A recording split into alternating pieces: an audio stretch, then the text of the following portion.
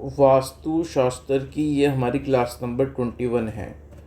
अब हम करेंगे आज क्लास में, अगर हमारे घर में बुध और शुक्र युक्ति बना के बैठ गए हैं तो बुध और शुक्र की युक्ति बनने से घर के वास्तु पे क्या इम्पेक्ट पड़ेगा। अब आपको पता है बुध क्या होता है, ड्राइंग हॉल, और शुक्र क्या है, बेडरूम। तो पति पत्नी का जो बेडरूम है वो शुक्र है और ड्राइंग हॉल जहाँ पे मेहमान आके बैठते हैं वो बुध है। अब अगर ड्राइंग हॉल के अंदर ही बेडरूम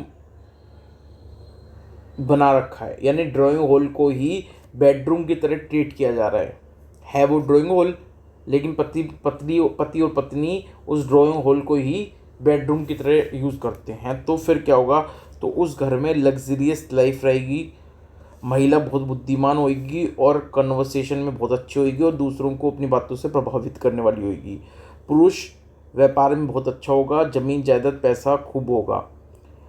हस्बैंड अपनी पत्नी को बहुत प्यार करता होगा और हस्बैंड के अपने फ्रेंड सर्कल में अच्छे रिलेशन होंगे। अब इसके विपरीत स्थिति हो जाए, यानी अभी तो ड्राइंग रूम को आप क्या कर रहे हो, बेडरूम की तरह ट्रीट कर रहे हो। अब उल्टा हो जाए, कोई कमरा है जो हस्बैंड वाइफ बेडरूम की तरह यूज़ करते हैं।